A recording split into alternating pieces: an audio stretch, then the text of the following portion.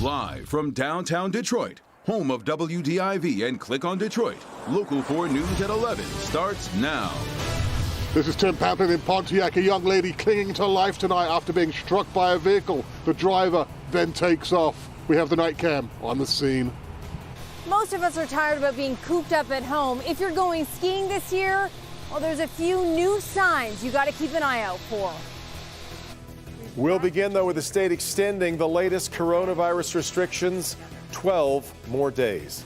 Good to have you with us tonight at 11. Those restrictions include a ban on indoor dining, in-person classes, and organized sports. With a COVID-19 pause in effect now until at least December 20th, the state is releasing the data behind its decision. Let's start with the numbers. Over the weekend, with the state reporting 9,350 new cases in the past 48 hours. That averages out to 4,600 cases per day. The last 2 days, 93 deaths have been recorded. Grant Herms joins us live. And Grant, tonight the state is releasing the metrics and science behind this latest decision to extend the restrictions. Yeah, the governor promised to put up the studies that her office has been using to justify these closure orders, and as well, the state health department put up its own guide for what it'll take to lift these restrictions.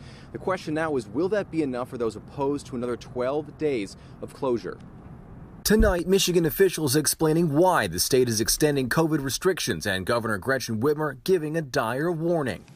This may be the most difficult time in our whole struggle with COVID-19 since March, especially with the holidays approaching. For weeks, restaurant owners and lawmakers have asked the governor to be more transparent about the science behind the orders. The Department of Health and Human Services now releasing a set of studies from around the country supporting the new 2-week pause. The science on eating and drinking inside is settled. In one recent study from Stanford, which tracked the location data of 98 million people, showing close contact without masks in restaurants was 4 times riskier than going to a coffee shop or a gym. State doctors also keeping close watch on 3 key metrics needed to reopen: hospitalizations, case numbers which drive hospitalizations, and the percent of positive cases, which can show potential community spread. Experts hoping hospitalizations level out or decline and want cases and the positivity rate to drop before lifting restrictions. The state's top doctors saying the process will be slow as hospitals continue to see patients. I worked a shift in the critical care area of the ER this past weekend. I can tell you that this virus is real. People are still coming into ERs, even weeks after they have been diagnosed. A plea to follow the orders as the virus continues to grip the state. Now, a lot of those studies looked at the early summer spike here in Michigan. The Michigan Restaurant and Lodging Association says in all, restaurants only make up about 4% of the total amount of cases here in the state. But it's important to note that that number is likely low because for much of the pandemic, restaurants and indoor dining was closed. Kimberly? Well, Grant, what about the possibility of a vaccine that would help lift these restrictions? Well, today, Dr. Danae Khaldun called it the greatest tool to fight the pandemic, but she did say that there was no set plan, and they expect that this first round of vaccines likely won't be enough, or won't be enough of the number that we need for this first round to vaccinate those first wave of healthcare professionals. They say the best thing to do right now is to stick with what we know works. That's wearing a mask and staying socially distant. Back to you. Yeah, indeed. Okay, Grant, we appreciate it. Let's get to breaking news now, just in from Pontiac, where a search is underway to find the driver who hit a woman as she was crossing the street. She was rushed to the hospital in critical condition. Tim Pamplin is on the scene with the night cam. We're being told the young lady, said to be 29 years of age, was crossing Perry, North Perry here, just north of MLK, when an older model SUV came over the hill southbound on Perry and struck her. She was standing where that police officer stands right now. She is listed in very serious condition. Critical condition is what we're getting from the hospital at this hour. Police don't have much to go on. Again, an older model SUV, dark in color, came southbound here, struck the young lady. Police are asking you, if you're in the area tonight, witness this collision, or if you live in the neighborhood and have surveillance cameras, do you know, like the Ring doorbell or something like that, one of the cameras, please do give the Oakland County Sheriff's Department a call. They really need some help on solving this one. Again, a 29-year-old young lady lives in the neighborhood, crossing the street here, hit by an SUV. That driver carried on. That is the scene in Pontiac tonight with the night cam. Tim Pamplin, Local 4. All right, Tim. Well, a cold night across Metro Detroit, a sign that ski season is just about here. Of course, this year, though, and just as in so many other ways, this is going to look different as the resorts enforce new protocols to fight the spread of COVID. Priya Mann at Alpine Valley preparing to open for the season. It feels like a winter wonderland, but looks can be deceiving. You hear that? Well, that's the sound of some sense of normalcy. The state might be paused, but the ski slopes, they're open. We're really excited to be able to be open. Oh, there's millions of gallons of water coming through these snow guns right now.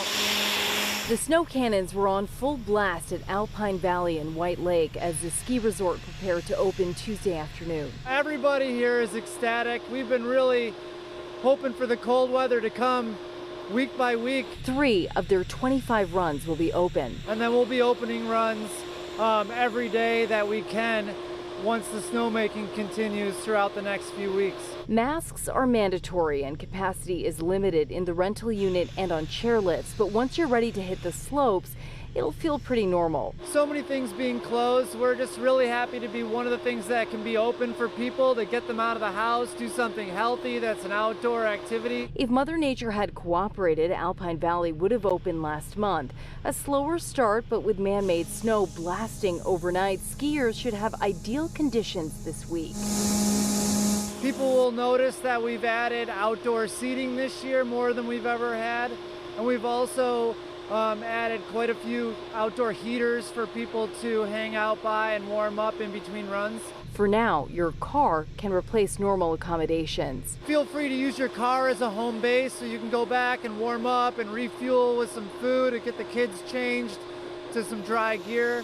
We're hoping as the season progresses we'll be able to change that and open the lodge back up. In White Lake, I'm Priya Mann, Local 4. And Alpine Valley says they expect to open for the season tomorrow at 3 p.m. Michigan House has canceled tomorrow's voting session following the announcement that Rudolph Giuliani tested positive for the coronavirus. Last week, President Trump's personal attorney, of course, testified before the House Oversight Committee without wearing a mask. House Speaker Lee Chatfield says he canceled tomorrow's session after several representatives requested time to make sure they received negative COVID tests before returning to Lansing. A man is arrested after an alleged sex assault at a local Walmart. Police say 30-year-old Antonio McClaster of Inkster was arrested last month and is now charged with both felony and misdemeanor criminal sexual conduct. McClaster is accused of assaulting a 17-year-old girl at the Pittsfield Township Walmart in October. He allegedly grabbed and sexually assaulted the girl inside the store and then left. Flint has nearly completed the work needed to end the water crisis. The Environmental Protection Agency says fewer than 500 lead service lines need to be checked. Flint hopes that's done this month. More than 9,700 service lines have been replaced so far. The city has also studied corrosion control treatments and sampled water from homes with lead service lines. Both were required under EPA order. Michigan's newest furniture chain is making some big changes to its company just months after taking over many of the Metro Detroit Art Van locations. Love's Furniture has announced it's going to be closing all of its stores in Pennsylvania and focusing on the Michigan market. Love's Furniture employs nearly 1,000 people, many of them former Art Van workers. While Love's has not announced any Michigan closures as of yet, the Free Press is reporting both the Westland and Ann Arbor locations are going to be transferred to a regional furniture brand. Still ahead, new research reveals the dangers of stress during pregnancy. Yeah, we'll have a look at what scientists are saying about stress and its impact on a baby's development. Let's check in with Ben. Devin and Kim, we have gotten through the coldest part of our work week. That's the good news. The not so good news is there's still snow in the forecast, and we'll check out when we can expect it. All right, Ben, but first, a Metro Detroit mother takes her car into the shop for repairs and ends up with basically a nightmare. My dad called me the next day like, I have some bad news for you. I'm like, what's wrong? He like, well, your car has been stolen. The video showing the thieves in action is coming up next.